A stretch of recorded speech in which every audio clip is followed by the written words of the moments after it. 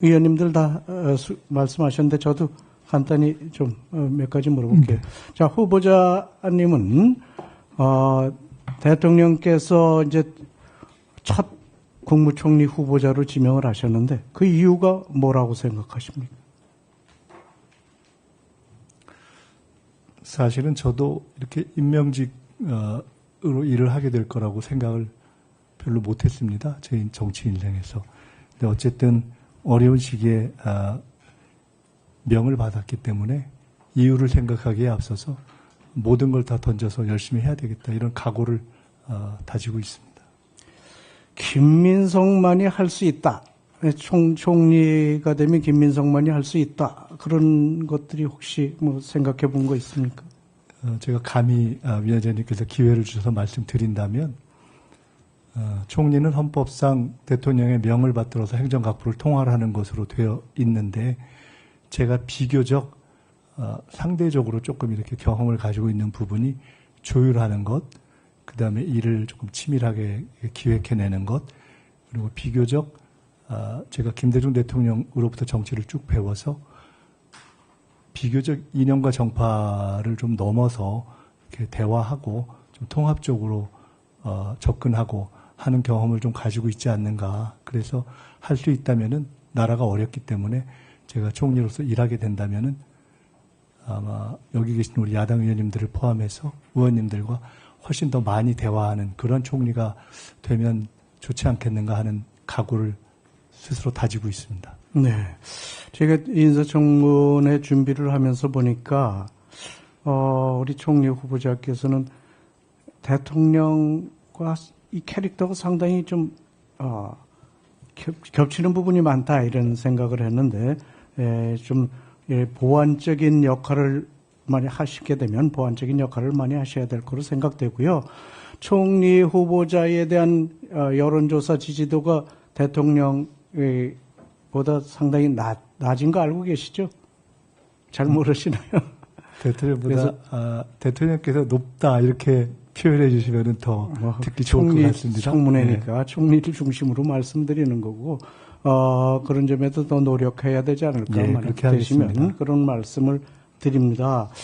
요즘에 이스라엘과 이란 전쟁을 보면서 모두들 느끼시겠지만 또 한미동맹의 중요성이 더욱 부각되는 것 아닌가 생각이 됩니다. 어떻게 보십니까? 한미동맹 문제에 대해서는. 한미동맹은 제가 정치를 배운 김대중 대통령 이후에 우리 나라의 진보 보수를 떠나서 대한민국 정치와 외교의 기본 축이죠. 그렇기 때문에 그 축의 역할을 부정하는 사람은 아무도 특히 정치권에는 없을 것이라고 봅니다. 저는 매우 중요하게 생각하고 저 개인적으로는 또 현재 한미동맹에 대한 중시뿐만 아니라 트럼프 행정부에 깊이 관계가 있는 분들과도 계속 관계를 깊이 하려고 노력을 해온 편이기 때문에 앞으로 더 그런 대목에서 역할을 할 수 있으면 해야 되겠다 생각하고 특히나 지금 국제 질서가 재편되고 있는 상황이어서 과거에 비해서 안보뿐만 아니라 원래도 그랬지만 안보, 경제, 정치, 문화 모든 면에서 한미동맹의 더욱 정립, 더욱 강화가 필요한 시점이 아닌가 이렇게 생각합니다. 네. 그래도 국민들이나 언론에서는 우리 후보자께서 과거에 있었던 미 문화원 사건의 배후 조종자로서 실형 선고를 받았던 점, 네. 또 이로 인해서 미국 비자 발급이 거부됐다는 점, 이런 걸 들어서 반미주의자 아니냐 이렇게 얘기를 하시는데 언론에 보니까 그건 아니다 이렇게 해명을 하셨던데 확실하게 네. 얘기해 주시기 바랍니다. 반미주의자입니까? 지금 국민의힘에서 활동하고 계시는 하문경 위원장께서 그때 거기에 들어가셨고 저는 당시 학생회장으로서 밖에 있었습니다. 근데 얼마 전에 어떤 기사를 보면서 하문경 위원장이 들어간 사람의 입장에서도 그것은 반미가 아니고 광주 민주화운동의 문제를 제기한 것이다 이렇게 말씀하신 것을 봤습니다. 그때도 제가 항소유서에 쓸 때 미국의 민주주의에 대한 역할을 강조하고 대한민국의 자유민주주의의 성격에 대해서 썼던 기억이 납니다. 네.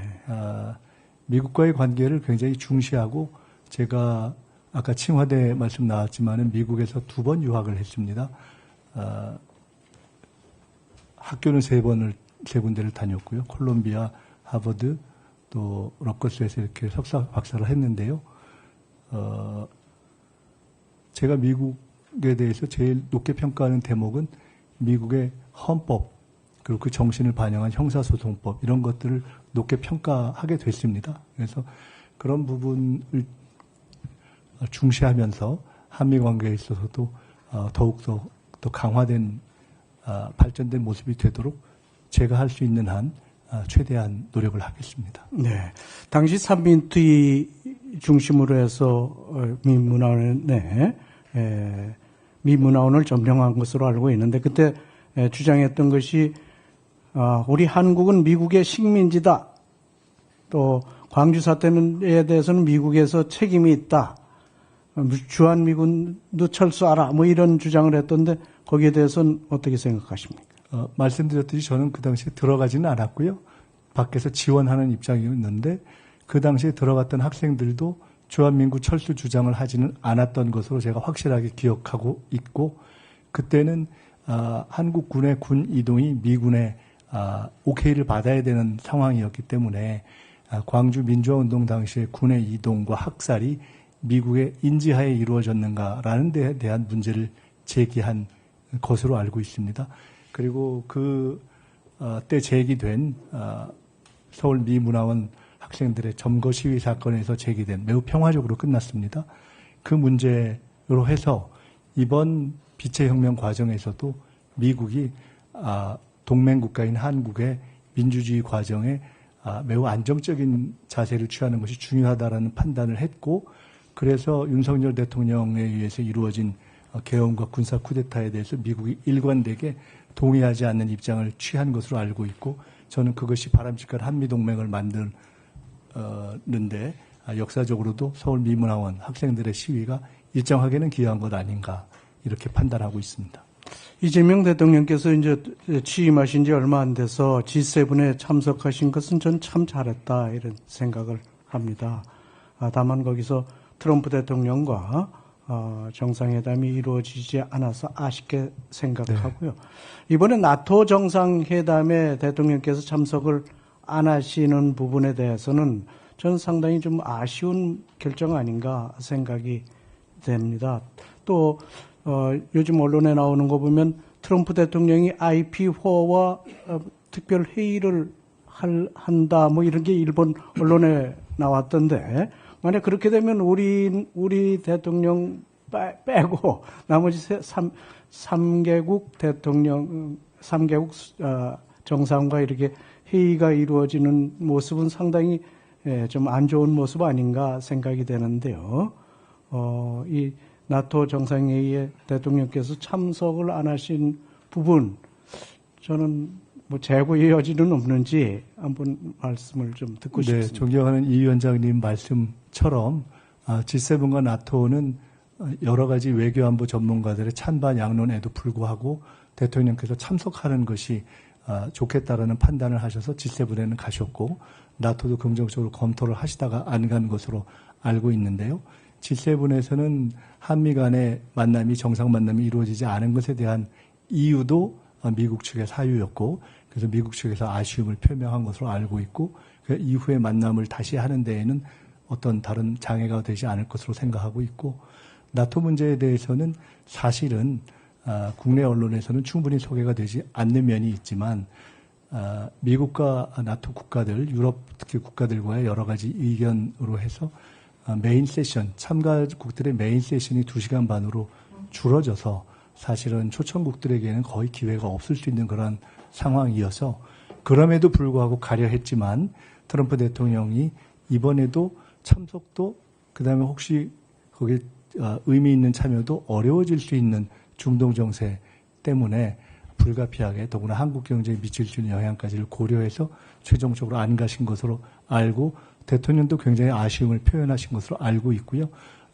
결론적으로 일본도 여러 가지 이유를 들면서 한국의 판단까지를 존중한다라는 이례적인 표현과 함께 참석을 안 했기 때문에 일부에서 우려하듯이 이것이 한국 외교나 이재명 정부의 외교 방향이 미국 뭐 반미 또는 친중 그런 어떤 외교의 우려가 되는 것이 아니냐라고 우려하시는 것은 과도할 수 있는 것이어서 그것은 이재명 대통령께서 G7에서 보여주신 그러한 폭넓은 외교 입장을 이해해 주시면 될 것 같다. 그래서 네. 지금 위원장님이 말씀해 주신 걸 충분히 감안해서 제가 혹시 정식으로 일하게 되면 대통령께도 꼭 말씀을 드리겠습니다. 일부에서 우려하는 뭐 중러 눈치 보기 때문에 그런 것은 아니다 이런 말씀이시네요. 네, 일본의 이시바 총리가 그래서 결정을 그렇게 하지는 않았을 것이라는 저희의 상식적 판단에 기초해 본다면 그것은 뭐 근거 없는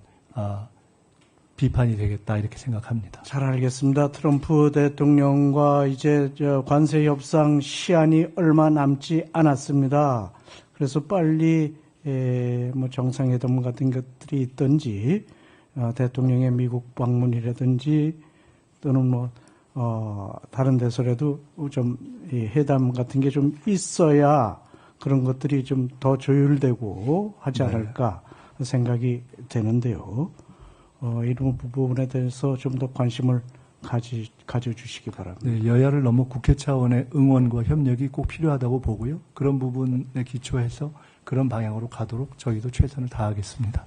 네, 이상입니다. 이상으로 오전 주질의를 모두 마쳤습니다. 효율적인 의사 진행을 위하여 잠시 정회하였다가 오후 2시 30분, 오후 2시 30분에 속개해서 오후 질의를 계속하도록 하겠습니다. 정회를 선포합니다.